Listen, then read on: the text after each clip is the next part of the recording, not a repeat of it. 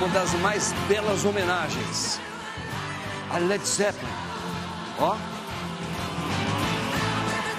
tinha uns 40, 50 back vocals. Um dos maiores bateristas ali. E um poder vocal dessa mulher, hein? Homenageando Led Zeppelin. Tem pra ninguém, não. Maravilhoso. Mas maravilhoso sempre é o programa Bendita Hora, minha gente. Começando mais um programa ao vivo aqui na Rede Vida e Televisão.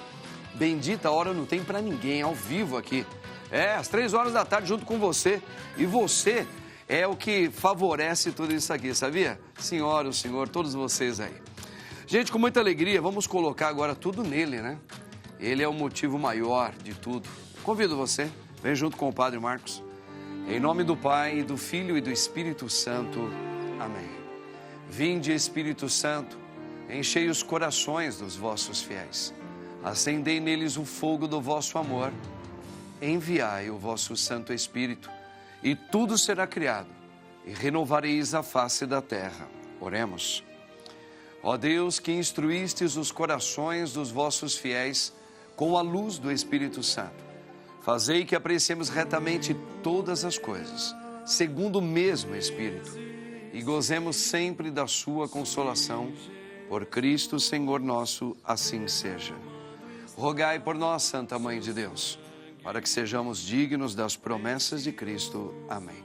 Quem como Deus, irmãos? Ninguém como Deus. Muito bem.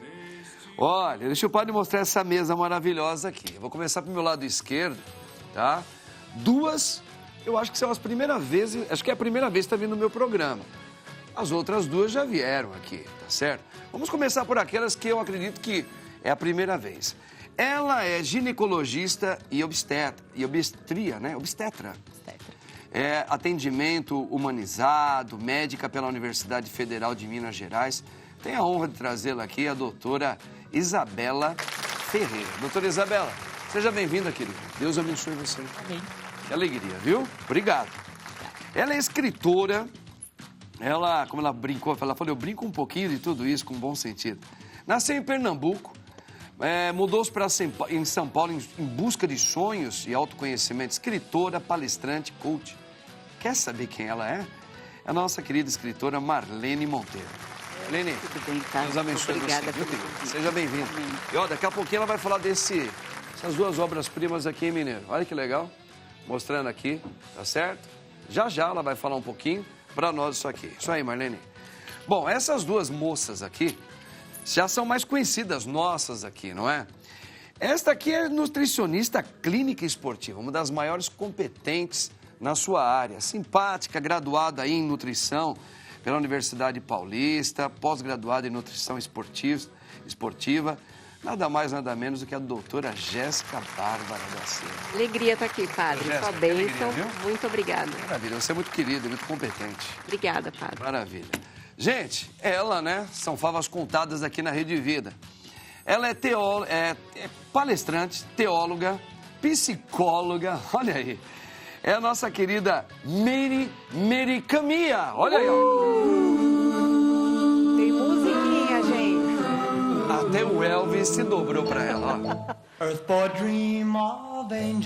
Em homenagem às orientais mais lindas. Não tem pra ninguém. Aê, padre, é Deus nóis. abençoe você, viu, minha querida? Obrigada, padre. Eu tava com muita saudade de vir aqui no seu programa. Tá maravilhosa, que você tem Obrigada. de pele morena, que o seu cabelo tá lindo demais. Caprichei no cabelo hoje. Tá linda. Ó, gente, vamos então aqui ao nosso pensamento. Nós temos um pensamento, eu queria um pouquinho a opinião das moças aqui hoje. Vamos lá, rapidinho, olha aí, ó. Aqui, ó. Bom senso é como desodorante. Isso é engraçado. As pessoas que mais precisam nunca usam.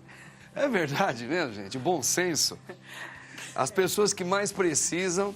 Mas eu acredito que todos nós precisamos de bom senso sempre, né? A gente Bom precisa senso. do limite, né? O ser humano, ele sempre vai precisar das regras sociais, né? Porque o que tá bom para mim não tá bom para o outro. Então, o bom senso ele é muito relativo. E para as pessoas saberem, a gente também precisa dizer, né? O que é bom, o que não é bom. Hoje mesmo aconteceu uma situação, uma amiga minha estava dizendo assim, olha, o meu namorado veio falar da ex dele, mas com um comentário, e ela ficou muito chateada. Sim. Mas ele falou, olha, eu só comentei porque ele tem uma história de vida prévia, né? E aí eu falei assim, bom, para ela, ele não teve bom senso. Entendi. Olha que coisa. Mas o fato deles conversarem e concordarem que não se fala mais nisso, estava tudo bem. Então, Entrou no bom senso. aí ele tem um bom senso entre interessante. eles, né? Falta bom senso nas pessoas nas redes sociais, né? Também falta. Isso, Elas acham que atrás de uma tela podem falar o que elas querem. Hoje o pessoal está bem corajoso, vamos dizer assim, né? Apesar de que a gente teve uma delegada aqui que estava explicando que agora estão começando a passar um pente fino com leis diz, né? Que bom. Para começar a fazer um regimento para ver nem tudo você pode falar o que você pensa, que você quer. Concordo, tem que ter limite. Ou você pode até falar desde que você tenha bom senso em respeitar alguns trânsitos aí de pensamentos, né? Perfeito. Não é? É isso mesmo que você pensa também, Eu penso Jéssica? dessa forma. A gente tem que pensar ali, respeito ao próximo. Perfeito. Se a gente vai magoar alguém, né? Porque as regras sociais, elas são construídas para que a gente possa ter uma boa convivência. É para proteger as relações, é para isso que serve regra. Sim. Não é para a gente ser chato. Então, eu acredito que as regras, elas sempre são feitas com esse objetivo, né? Mas muitos são que nem desodorante, alguns que precisam mais, doutora, às vezes não usam o bom senso. Você concorda com isso?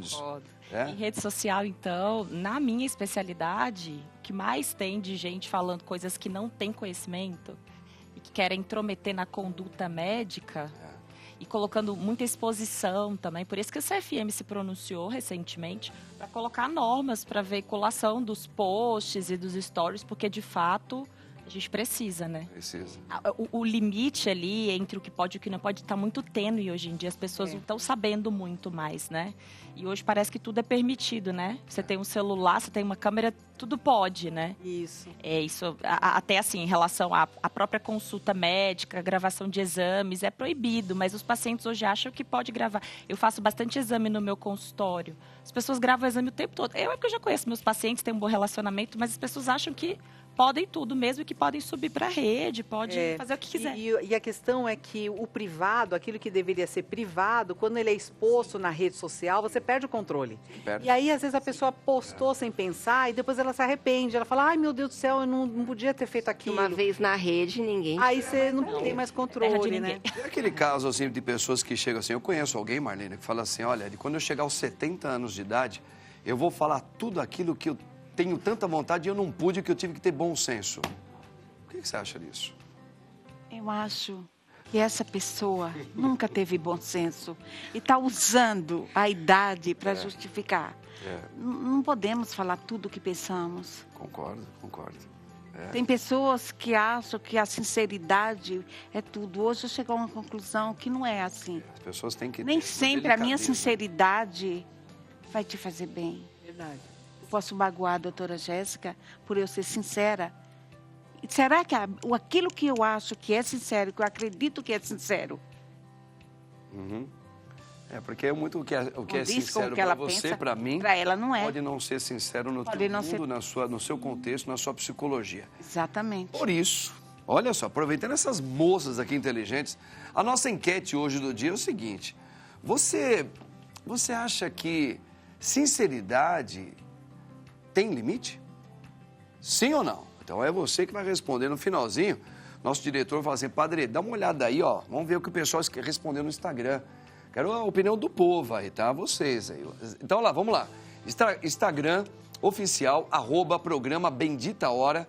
Finalzinho do programa a gente vai mostrar aí essa enquete aí. Tá Curiosa para ver essa Eu resposta. também tô. Bom, vamos à primeira informação aqui, meninas. Olha aqui, ó, que bacana, ó. Alimentação na terceira idade. Vamos entender também o que é essa terceira idade ultimamente, hein? Como lidar com a perda de apetite? A terceira idade ainda, pelo menos até onde a gente sabe, né, doutora Jéssica, É a partir dos 60 anos? No Brasil, a partir de 60 anos. Em alguns países já A partir aumentou. de 65. Países de primeiro mundo. Normalmente eles classificam a partir de 65 anos. No Brasil, a partir de 60 anos. Tá bom. Então, normalmente a pessoa, quando ela vai ficando mais velha, vai chegando numa idade mais experiente, vamos dizer assim, tá? Para não chatear aqui algumas pessoas. Realmente, existe uma tendência de diminuir o apetite? Pode acontecer. Pode acontecer. Porque tem muitos que não, né? Mas normalmente pode acontecer. Pode acontecer. E tem muitas alterações fisiológicas que podem colaborar para esse quadro. Tá. Conforme a gente vai envelhecendo aí, né, alguns quadros já são esperados. Por exemplo, a gente falou aqui de músculo, né? Perda de massa muscular, por exemplo, já é esperado. Então, a gente treina hoje para fazer uma poupança de massa muscular para o futuro. Só que, além da massa muscular, a gente pode ter alterações relacionadas ao olfato, relacionadas a paladar, menor produção de saliva, que é a xerostomia, às vezes para deglutir fica difícil, às vezes para digerir o alimento fica difícil. Então, esse idoso, ele já não tem aquele prazer de comer. E olha que interessante a gente falar sobre isso, né? Talvez quem está assistindo agora pode pensar assim, mas eu não sou idoso e na minha casa não tem nenhuma pessoa idosa. Mas se a gente pensar aí em expectativa, né, projeção, hoje, 2025, aproximadamente 12%, 13% dos brasileiros são 60 a mais. Em 2050, a gente estima que seremos entre 25% a 30%. Olha isso. Eu falo seremos porque em 2050 eu vou fazer parte dessa população. Eu fiz as contas, eu estarei com 67 anos. Então, a gente precisa, nós, né, enquanto profissionais da saúde, cada vez mais entender essa população. Quais são as necessidades? Por que essa falta de apetite pode acontecer? E, além desses fatores fisiológicos, tem uma questão muito social também. Isso eu vejo, padre, na clínica, na prática, no dia a dia. Às vezes, quando a gente fala de mulheres idosas, é aquela mulher que cozinhou a vida inteira para a família, para os filhos, para o marido. De repente, ela se vê ali, às vezes viúva, a síndrome do ninho vazio, né? Sim. E os filhos se casam e ela não tem prazer de cozinhar só para ela. Então, ela não tem nem vontade de comer e nem vontade de fazer aquela preparação. Mas eu percebo um pouquinho na minha mãe isso aí. Que vai promover. A gente começa a se familiarizar, né? Isso. Com algumas pessoas que a gente conhece. E o homem, muitas vezes, quando ele é viúvo, é aquela situação de não ter quem cuida dele, né? A gente tem uma cultura, assim, da mulher cuidar muito do marido, muitas vezes até colocar comida no prato para ele, para os filhos. E, infelizmente, né, às vezes ele se vê ali sozinho. Muitas vezes a família não dá todo esse suporte. E aí, quando a gente pensa, né, como lidar, né, a gente tem ali uma situação, existe um problema, como lidar com esse problema? Primeiro ponto, a gente tem que ter muita paciência e não fingir que aquilo não está acontecendo. É conversar com esse idoso, entender o que está acontecendo. É um problema fisiológico que eu consigo, de repente, um tratamento médico adequado? É, de repente, uma questão mais social? A família estar mais presente? Fazer aquele idoso participar do preparo dos alimentos? Às vezes é uma consistência. É um idoso que ele não consegue, talvez, mastigar um pedaço de carne. Mas ele consegue comer uma sopa com uma carne desfiada, ele consegue comer um purê, ele consegue comer uma fruta, ele consegue consumir uma vitamina ali batida com leite, com aveia, com frutas. Então, existem alternativas, mas a gente precisa ter esse olhar do cuidado. E até para complementar, padre, agora eu vou fazer uma pergunta para todo mundo, não só para quem é idoso. Agora a gente está ao vivo, né? São 15 horas e alguma coisa. Quanto você bebeu de água hoje? Você já bebeu pelo menos 1 litro de água hoje? Será que o idoso que está aí com você agora, né, na sua residência, será que ele já bebeu um copo de água hoje? Oferece para ele, caso você não tenha oferecido. Isso é muito importante. Agora, Jéssica, só uma rápida pergunta, assim. Cada pessoa tem tamanhos, tem uma estrutura diferente, né? Independentemente da idade, a condição de você se alimentar mais. Porque às vezes uma pessoa ela é miudinha, tá? Ela come bem, mas normalmente ela não vai comer a quantidade que eu como, que sou mais alto, eu sou homem, a mulher come um pouquinho menos. Essas coisas, assim, elas também tendem a mudar e isso pode prejudicar mais quando eu como muito mais. Eu comia muito mais, agora estou comendo menos. Como lidar com isso também? Eu acho que... Tem 2 pontos que eu acho que é importante trazer aqui. Primeiro, eu falo idoso, né? Mas 60 anos, falar idoso é até estranho, né? 60 anos são pessoas jovens, a gente está vendo né? tanto a gente de 60 anos tão 60 nova. a mais, né? Essa população 60 a mais, assim como qualquer população, ela tem que praticar atividade física.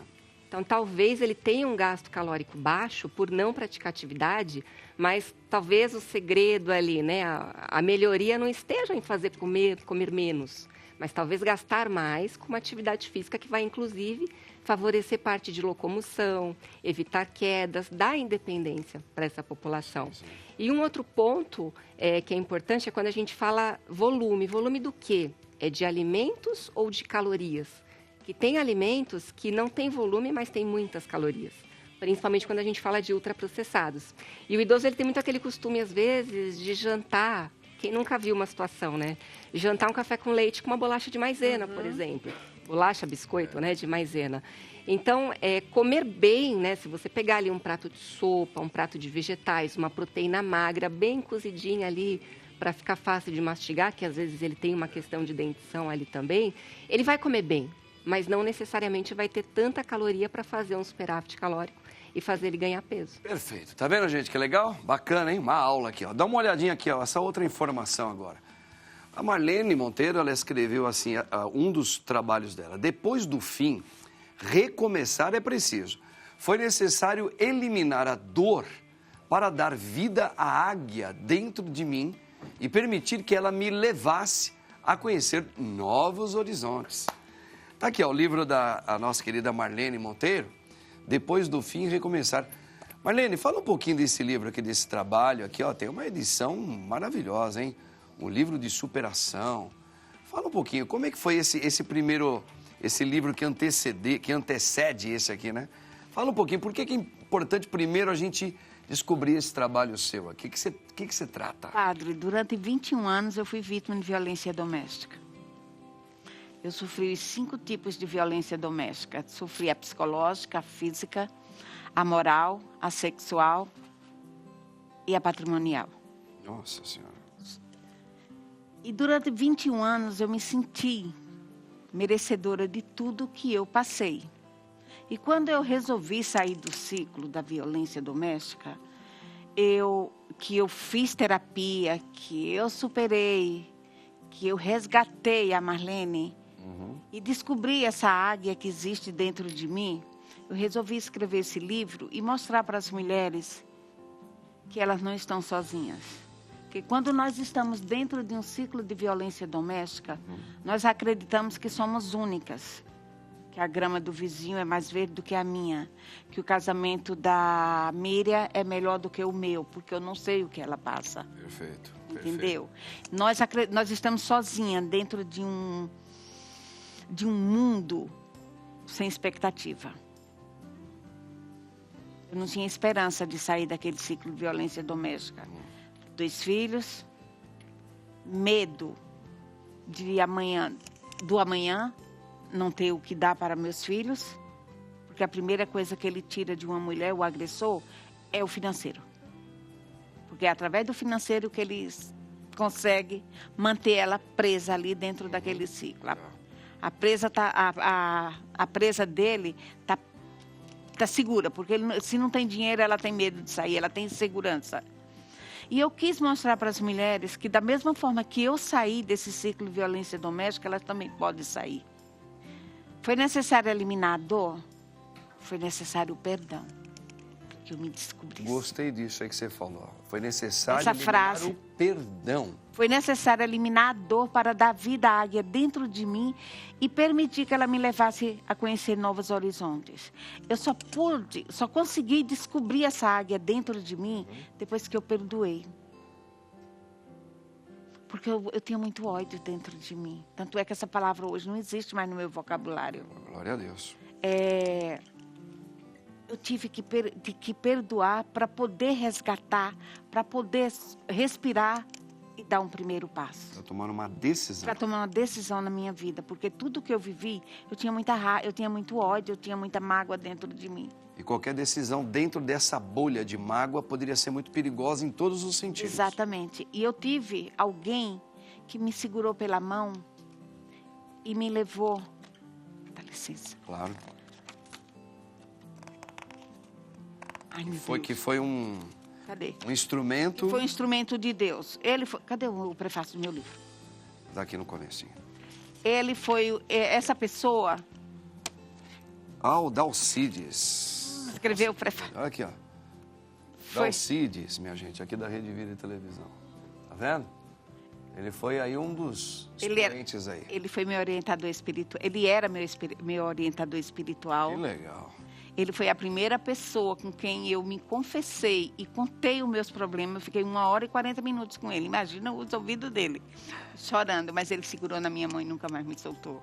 E mostrou que eu vim para esse mundo para ser amada, que eu sou uma filha de Deus, que eu não merecia viver na situação que eu vivia. Então, esse livro fala um pouco da minha vida dentro de um ciclo da violência doméstica e fala da minha superação. O interessante é a superação. Que interessante, hein? Bacana, Marlene. Bacana que você está colocando pra gente, testemunhando. E comecei a dar palestra. Com esse livro eu comecei a dar palestras. Tá. Mais para o grupo, para um público feminino? Ou geral? Geral, porque eu comecei a dar palestra em escolas públicas, adolescente. Adolescente. Tá. É muito interessante mesmo, né? E comecei esse trabalho, trabalhando com mulheres, trabalhando com jovens. E o Dalcides sempre falou, esse seu trabalho é uma missão de Deus. E eu acredito. É isso aí. Ele me resgatou. Essa águia... Ele me resgatou. E eu consegui voar. Que bom, graças a Deus, né? Que lindo, tá vendo a Marlene aqui dando um belo de um testemunho? E parabéns ao Dalcides, hein, Dalcides? Seu trabalho aqui... Eu nunca tive dúvida, né? As pessoas sempre comentam muito bem. E você hoje está assinando embaixo aí também. Ele é um anjo de Deus. Um anjo. E você... Agora sim, só que você teve que querer dar o primeiro passo. E você deu, né? Padre. Eu tive que dar o primeiro passo. Ninguém sai de um ciclo de violência doméstica sem passar por uma terapia, sem fazer um tratamento e não querer. E querer. É querer. Porque se não querer, o não querer não vai chegar a lugar nenhum. Show de bola, tá vendo, gente? E já ela vai falar depois do filho da violência doméstica, hein? Que ela vai vir falar numa sequência. Gostei muito, Marlene. Parabéns aí pelo seu start de vida, padre. De águia. Outra informação aqui, gente, ó. Como as fitas, ó, podem ajudar no tratamento de cicatrizes de cesárea? Ô, doutora Isabela, primeiramente, o que seriam essas fitas para a gente falar de um tratamento em cesáreas? Né? A cesariana, essa coisa toda aí. Depois você pode explicar às pessoas que não conheçam. O que é as fitas?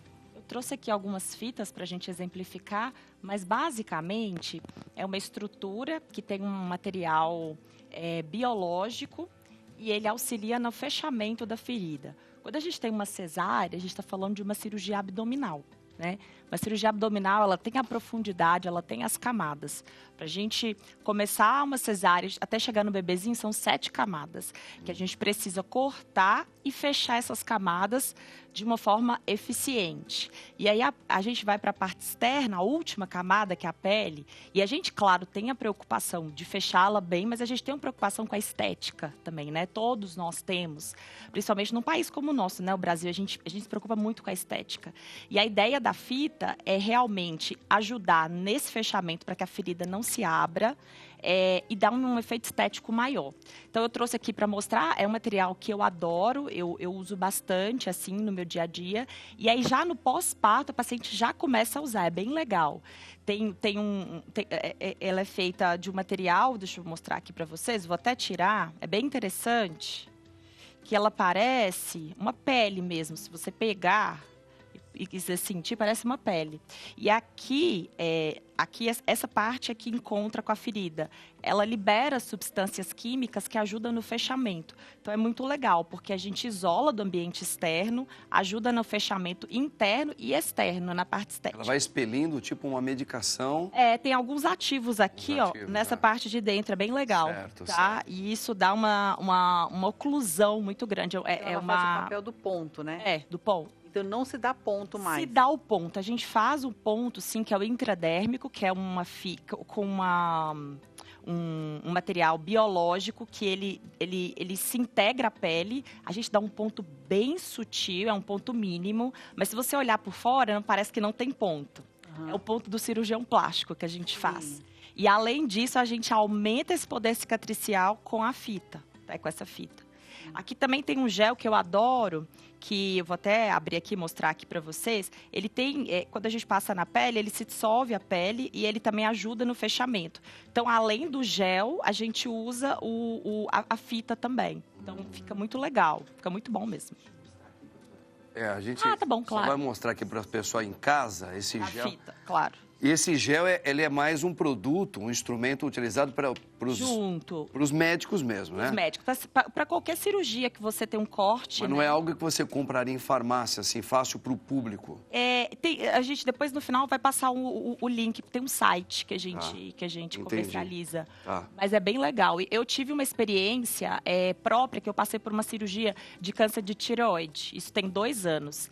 E meu cirurgião, que me apresentou esse material, ele fez o curativo em mim e falou assim: Isabela, você vai fazer o curativo assim assado por 2 meses. Eu gostei tanto que eu fiquei usando por 6 meses. Por quê? Porque é um material que parece uma pele, né? Então, as pessoas nem sabiam que eu usava. Ele também tira queloide, assim? Ele previne queloide. Tem alguns grupos de pessoas que a gente entende que tem mais risco de queloide. É japonês e negro, né? Já sei. É isso mesmo. Oriental e negro tem uma chance maior de queloide. Ou, por exemplo, aquela pessoa que já teve o queloide anteriormente, que já fez alguma cirurgia ou algum corte. Já tem a tendência, né? Aí a gente entra com um tratamento, assim, intenso para essa pessoa. Agora, uma curiosidade, assim, minha, que eu sou homem, mas eu acho que para todo mundo deve ser.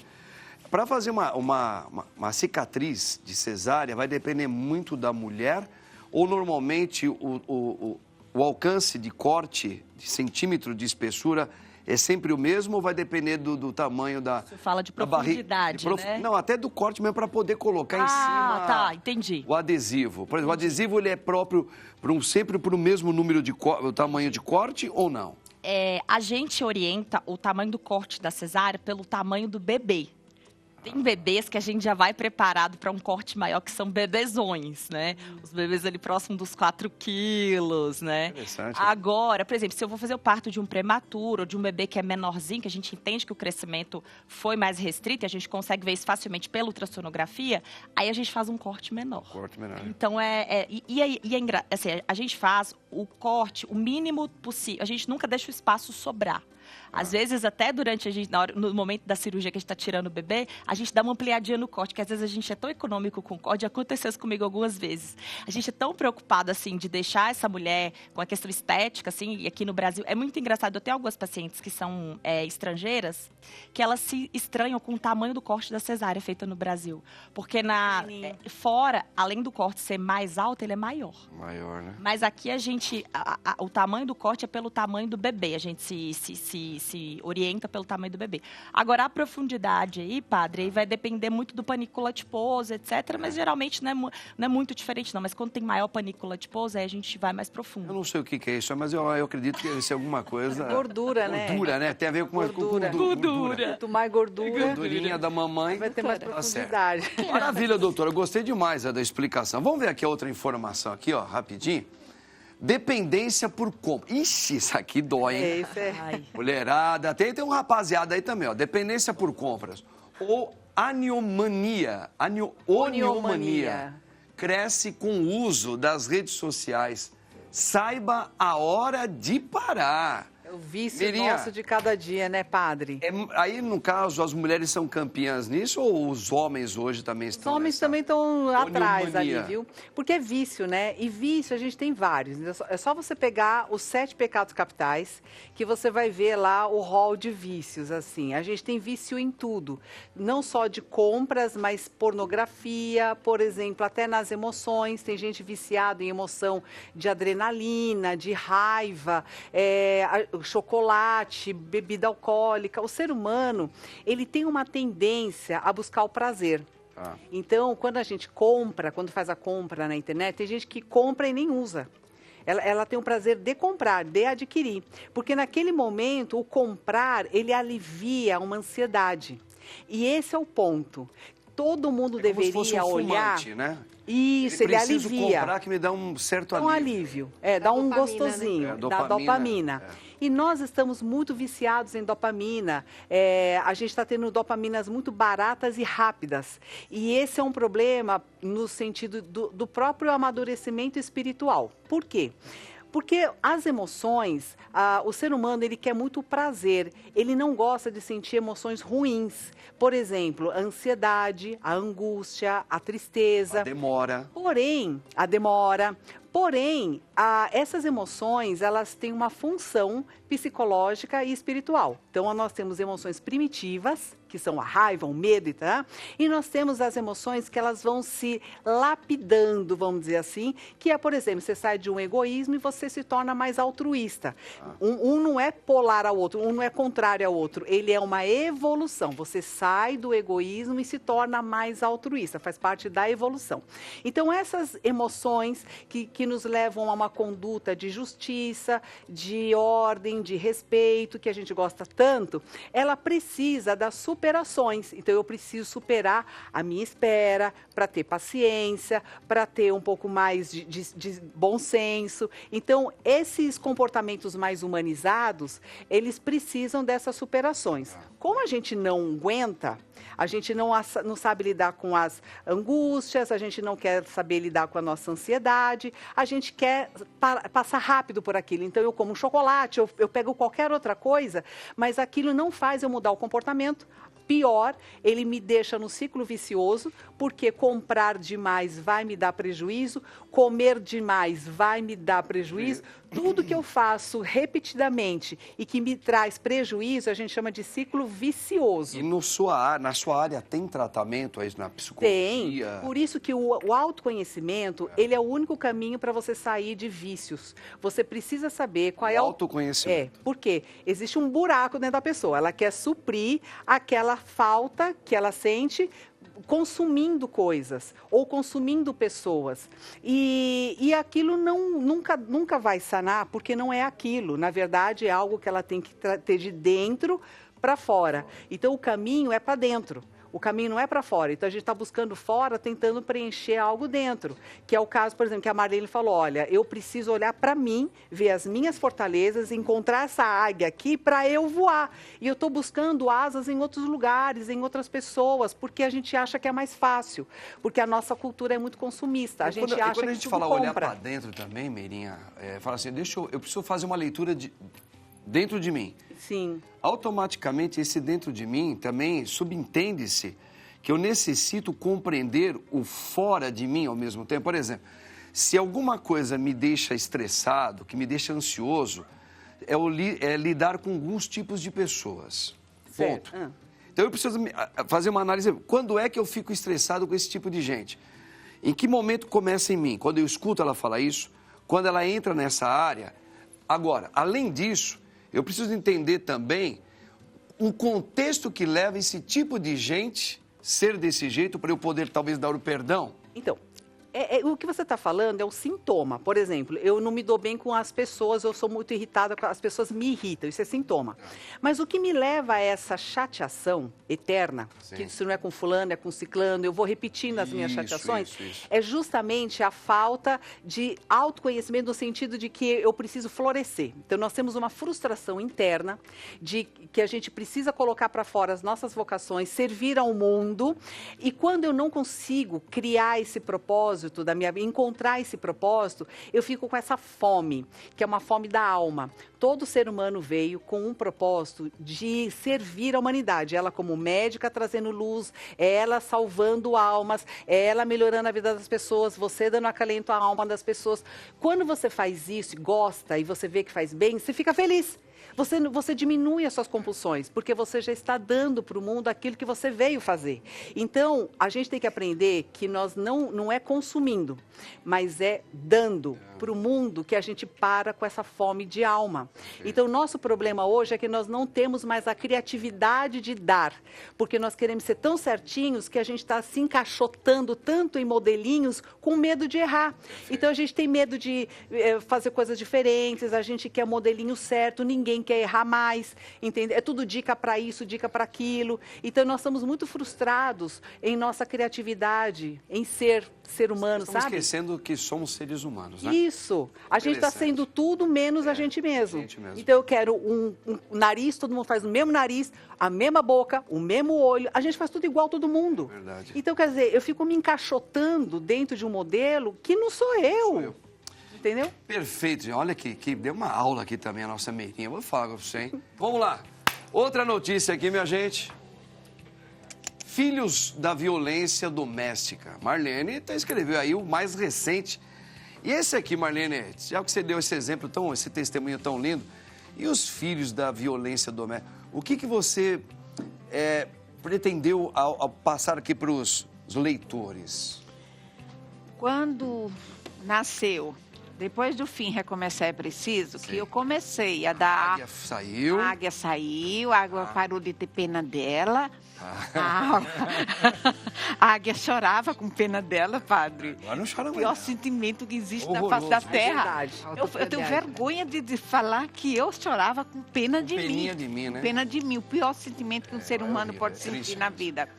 Depois que eu parei de chorar com pena de mim, que eu escrevi, depois do fim recomeçar é preciso, que eu comecei a dar palestras. Muitos jovens começaram a se identificar e me relatar os abusos que eles sofriam dentro de Os casa. jovens. Filhos da violência doméstica são relatos de jovens. Eu não usei o relato psicológico, o abuso psicológico, nem o abuso físico. Aí eu usei o abuso sexual. Muitos jovens, padre, dentro de casa são abusados sexualmente pelo tio, pelo pai, pelo avô, pelo amigo.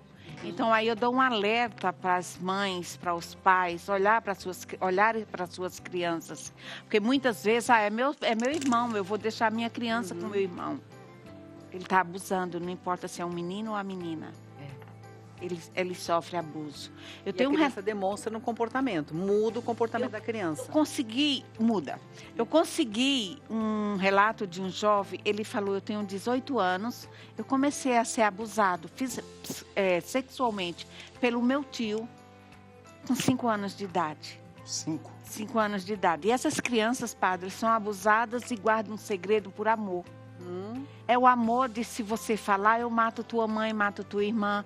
É mais ou menos como aquele filme. Um amor com terror, né? Um amor com terror. Não, eu torturo a criança, mas ela, pelo amor que ela tem pela mãe dela, ela não fala. O medo que a mãe morra. Porque a mãe vai morrer, Ameaça, porque eu ameaça que a mãe, que eu vou matar a mãe, que eu vou matar teu irmão ou teu pai. E vergonha também. Porque dá muita vergonha. Porque eu falo também, Miriam, que a violência doméstica, ela prospera dentro do silêncio, do medo e da vergonha.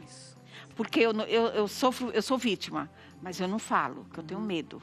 Eu silencio, que eu tenho vergonha de falar. Eu sofro a dor. Mas será que a sociedade vai acreditar que eu sou vítima de violência doméstica? Muito difícil. Ai, Miriam, hoje eu não falo o marido, eu falo o pai dos meus filhos. Já morreu, mas é o pai dos meus filhos. Ele faz isso e isso comigo. Você vai na doutora Miriam, você fala assim, conta, Marlene falou isso, ela vai falar assim, mas o que ela fez para ele tratar ela assim? É assim que a sociedade nos trata. É assim que as famílias, que a nossa própria família nos trata. Verdade. Então, esse jovem em específico que me falou que começou a ser abusado com 5 anos de idade, 6, 7, e ele foi crescendo, ele estava com 18 anos quando ele me falou isso, quando ele me relatou a história dele, e ele fala, eu nunca namorei, porque eu me sinto sujo. Eu não me sinto digno de ter uma menina ao meu lado. E eu passei o telefone de uma psicóloga, amiga minha, ele foi lá, começou a tratar. Depois de 1 ano, ele me mandou uma mensagem. Tá aí a mensagem. Que lindo. Eu chorei tanto naquele dia, ele agradecendo, porque hoje ele consegue se olhar no espelho, se sentir menos sujo e já estava namorando. Ai, que lindo. E agradecendo por Deus ter me colocado na vida dele. Por eu ter dado essa ajuda para ele, porque ele nunca teve coragem de falar. E ele falou, meu pai e minha mãe nunca sonharam que eu passava por isso. Tadinho. Interessante como você também foi vítima de outros tipos de violência doméstica, né? Acho que às vezes Deus usa uma pedagogia que a gente nunca vai entender, né? Ele vai pegar exatamente você que estava destruidinha, mas ele já tem um alvo para, através da tua cura interior, da águia ser liberta, já você ser um motivo para outros acreditarem, porque você, como viveu aquilo, você sabe captar melhor do que os que não viveram a dor daquele que está passando por violência doméstica, não é? Você sabe que semana passada veio uma mulher aqui, ela comentou uma coisa que eu também achei muito interessante. Foram poucas vezes que eu ouvi isso. O agressor que comete a violência. E ela comentou assim que a gente, além de precisar ser curada do trauma que você foi violentada de tantas maneiras, a gente também precisa pensar em depois, ou paralelamente, curar também a cura do outro que violenta, que machuca. Porque são pessoas doentes também. Sim, são. E claro que na hora da ira a gente só vê rancor, mágoa, ódio. Mas a gente também esqueceu que um dia foi tirado da barriga de uma mamãe que pode ter sido vítima de um trauma. Tem uma história, sim. Tem uma história, etc e tal, né? Cultura, né, padre? É a cultura. Então, acho que os dois lados, o agressor, porque aparentemente é um monstro. O outro foi a vítima. Mas o agressor, se não for curado, ele vai continuar sendo agredindo como os outros. Ele precisa de cura. Ele entra em como o pai dos meus filhos, ele se separou de mim, entrou em um relacionamento e tempos depois começou também a mesma deu sequência ruim, né? ao que fazia Pois comigo. então, os dois lados Aqui também tem uma história, um relato de uma menina que eu vou pedir a sua opinião. Ela foi abusada pelo pai até os 18 anos de idade. A mãe sabia. O pai chegava do trabalho às 5 horas da tarde, entrava no banheiro para tomar banho e levava a menina. E ela foi crescendo dentro desse abuso. Eu te pergunto, o que leva uma mãe a permitir, a aceitar essa situação? O ser humano, são mães doentes, são pessoas doentes. Essas relações de codependência, essas relações doentias, elas existem e isso, por incrível que pareça, é comum. Por incrível que pareça. São mães que não conseguem ser mães, elas não conseguem colocar limites nem para ela, quanto mais para os filhos. Então, assim, a falta de respeito começou nela já. Entendeu? E ela estende isso para os filhos. Então, a forma como essa mãe lida com a vida é a forma como ela ensina. Entende? Isso fica em várias famílias. Então, os maus tratos, eles têm uma história dentro da família normalmente. Não é uma geração. Se você for ver, são várias gerações que parece uma maldição, mas na verdade são comportamentos aprendidos e passados. Ela também precisava ser libertada, né? A família doente, que não é só na agressão do abuso sexual, mas tem vários tipos de doença familiar por conta de vínculos, né, que são formados de um mau jeito em que ninguém cresce com aquilo. Ou seja, você puxa do outro aquilo que é o pior dela, a revolta dela, o rancor, a pena. Você se vincula por tudo que é ruim e não pelo amor, que o amor liberta e faz crescer. Então, essas relações doentias, elas acontecem e o ser humano precisava fazer esse movimento que você fez, né? A superação que só vem com essas perguntas, do tipo... Por que tem que ser assim? Será que eu tenho que ficar aqui para sempre? Será que é só comigo buscar respostas? É o lado saudável do ser humano. O ser humano, ele tem um lado curioso, que busca, com criatividade, essas respostas e soluções para a própria vida. Quando alguém desperta e tenta fazer isso, que foi o que você fez, aí a gente tem cura. São coisas interessantes. Eu tive que fazer. Sim. Mas vamos lá. Eu tive que parar de ajudar, descer do salto e ser ajudada. Para ser ajudada. Isso. Gente, vamos lá. Cada caso aqui, a gente queria ficar aqui só para destrinchar mais ainda, né? Comer besteira depois do treino ajuda a ganhar massa muscular. Entenda. Não. A primeira vez que fui na academia, eu me empolguei tanto, comecei a comer chocolate para ficar maior. Para ficar maior, vamos embora. Consumir caloria, né? Bora comer, depois me falaram, comer. você tá fazendo a pior coisa da sua vida. Ai, meu Deus. Eu adoro que as pessoas inventam qualquer desculpa para comer besteira, né? Exercício físico, né, doutora? Mas quando a gente treina, a gente não cria uma mentalidade do querer comer mais saudável? Normalmente é isso que acontece. A gente se esforça tanto ali na academia, caminha, né? que você pensa, poxa, eu me esforcei tanto, né? Agora eu vou comer um hambúrguer com batata frita e refrigerante. Mas de onde surgiu essa história, né? Na verdade, essa história ela tem uma raiz aí. Quando a gente treina, a gente tem o que a gente chama de janela de oportunidade. Quando a gente treina, a gente precisa de substrato para fazer esse músculo crescer. E quais são esses substratos, principalmente? Aminoácidos que vêm da proteína e a glicose que vem do carboidrato. Então, o que as pessoas às vezes pensam, né? Alguns bodybuilders, né? Mas aquele bodybuilder que gasta 5.000 calorias por dia e a pessoa que gasta 2.000 acha que vai poder seguir a mesma coisa, eles postam lá, né? Leite condensado, doce de leite, hambúrguer. Então, criou-se essa cultura do, já que se tem algum horário do dia que eu posso comer doce, vai ser depois do treino. Só que quando a gente come um carboidrato que vem da natureza, uma batata doce, um inhame, frutas, a gente tem ali vitaminas, minerais, compostos biologicamente ativos, fibras, tem todo um contexto nutricional. Isso não quer dizer que a gente não possa comer um doce depois do treino ou até em outro horário do dia. Mas a questão é a quantidade, percentualmente, quanto da sua dieta vai ser destinado àquele doce. Eu estou falando de uma colherzinha de 10, 15 gramas de doce de leite, eu estou falando aí de igual o meme, né? A Nutri falou que eu posso comer uma colher, né? Uma colher desse tamanho. Então, o bom senso, né, padre? Que a gente falou lá no começo. O tamanho da colher. O bom senso cabe muito bem aqui também. Entendi, bacana. Mas que dá vontade de comer besteira, dá. Dá. Dá. Não quero nem saber. Mas você está certinha, doutora. Você está certinha, tá? Vamos ver aqui outra informação. Olha, aqui as fitas ajudam no combate de estrias e no posicionamento da barriga, evitando dor na lombar. É essa mesma fita? Não, agora tem uma outra. Tem uma outra? Uma outra. Ah, conta pra nós, doutora Isabela. Conto. A gestação, ela aumenta a lordose lombar. Todos nós temos uma lordose lombar. E a gestação, né, com o aumento do volume abdominal, ela amplia essa lordose lombar. Então, é muito comum a grávida ter dor lombar. Ela sente, assim, que tá tudo solto, ela sente muita dor lombar, muita cólica, muita dor na pelve. A gente tem uma fita, que eu vou mostrar aqui para vocês, que ajuda muito no final da gestação, que é o momento de maior volume abdominal, que a pele está se esticando, dor lombar. Então, a fita, o que ela faz? Ela reposiciona ali aquilo que está solto e diminui a elasticidade dessa pele. Então, diminui assim, na verdade, o tanto que essa pele vai se esticar.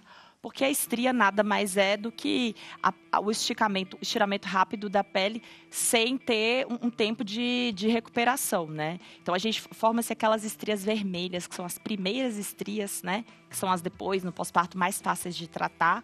Mas quando começa essa formação de estria, quando a grávida sente dor lombar, com aumento do volume abdominal, a gente pode usar essas fitas aqui, ó, vou mostrar aqui para vocês, que elas ajudam tanto nessa fase final, quanto no pós-parto. Existe também um fenômeno, né, fisiológico, que é a diástase do reto abdominal. Vou mostrar assim. A diástase do reto abdominal, que é o afastamento da musculatura do reto abdominal. Esse afastamento da musculatura é algo fisiológico. Por quê? Porque o útero é um órgão abdominal que vai crescer bastante, então o músculo ele vai se afastar um pouco. Existe a diástase que a gente chama de patológica, que é o afastamento quando ele é muito intenso. E as fitas elas vão ajudar a aproximar essa musculatura no pós-parto e também na fase final aí da gravidez. Eu vou mostrar aqui para vocês. Ela tem um material semelhante, larga, né? Parece pele mesmo. Vou abrir aqui, ó, é bem legal. E aqui rola. Ela circunda todo o abdômen. Né? Exatamente. Ela faz o papel aí da cinta, mas muito melhor. Não, aí na hora do banho tira. Mas pode usar a mesma? Pode usar a mesma. Ela tem um substrato que a gente coloca e a cola volta. Essa fita aqui dura uns 3 meses. Ela tem a mesma fita. Uma cola. E é muito legal. Essa parte aqui pra frente, aqui pra trás. Depois a gente mostra um vídeo. Deixa eu mostrar. Isso, mostrando pro povo em casa ter conhecimento. Aqui, ó. E essa fita também ela é possível o povo adquirir, comprar? Sim, é possível e eu recomendo fortemente. Eu acho que dá um resultado assim muito bom, funcional e estético. Então ela funcionaria no lugar daquelas faixas que a gente colocava tipo uma cinta, né? As cintas a gente não usa mais. Não é recomendado. Porque a cinta deixa o músculo reto abdominal preguiçoso. Ele faz o músculo não trabalhar tão bem. Verdade. Então a cinta hoje a gente não usa mais as físios mais modernas, a gente estudou. Antigamente, nossos pais usaram, né, as cintas, né? Nossas mães usaram o nosso pai. Não existia e aí, mesmo. Não existe. Isso é algo bem moderno. Mas se é uma estria, doutora, isso aí também tem homens que tem, né? Tem. Na barriga também. Aí Tem, pode ter, né? O homem Principalmente também com pode ganho usar. de peso, né? Aquele barrigão. Principalmente com ganho de peso. Tá bom? Legal, hein, gente? Que bacana, hein? Doutora, gostando demais dessas conversas das fitas, hein? Olha aí que legal, gente. Uma outra informação aqui. Quando amar demais é um problema. Os sinais da codependência emocional. Aquilo Amar que a gente demais? tá falando. Será que amar, tem o amar demais, tem o amar, ou amar é amar? É um apego excessivo, sabe assim? Do tipo, como a gente estava falando, as relações de codependência, ela é uma relação disfuncional. Ela não é boa para as pessoas que participam dela. É tipo uma dependência emocional que eu tenho do outro. Então, apego. É um apego excessivo. Então, a confiança, a autoconfiança e a confiança na vida, é um processo que começa lá na infância e a gente vai maturando essa autoconfiança. Então, o que a criança tem que aprender?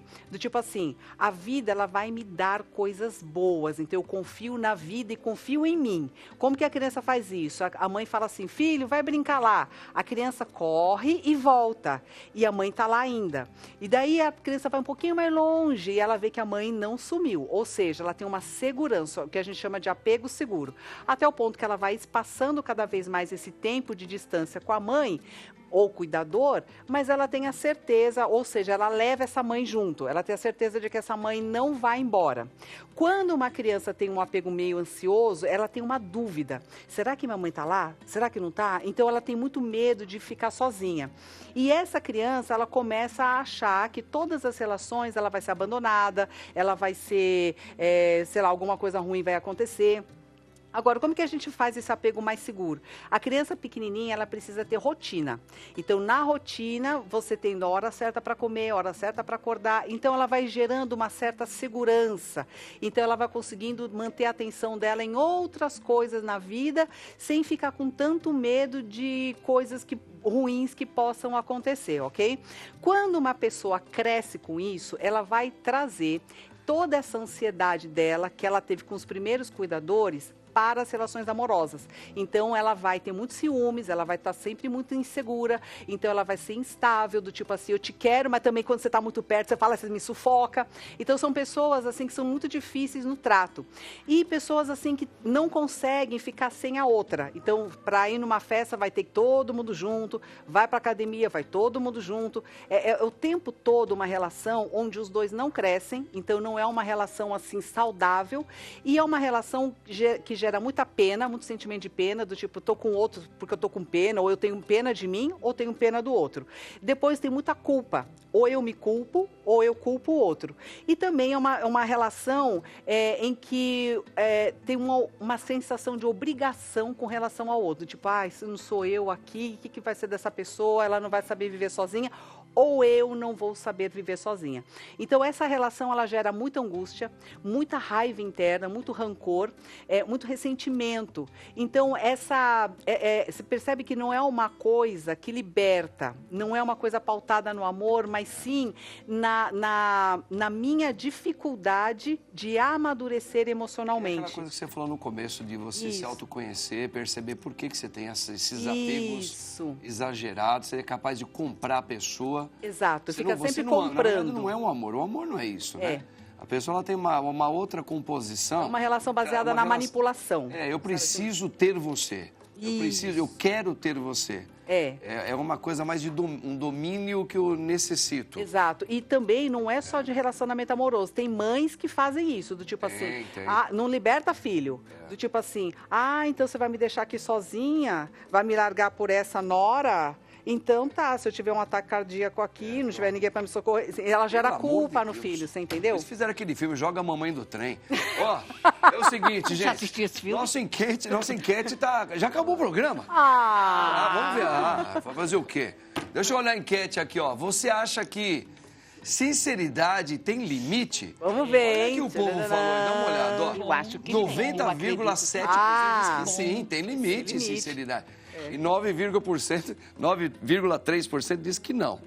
Olha, a maioria estranguladora aí diz que sim, a sinceridade tem limite. Então, você tem que ir, você colocou bem. Bom.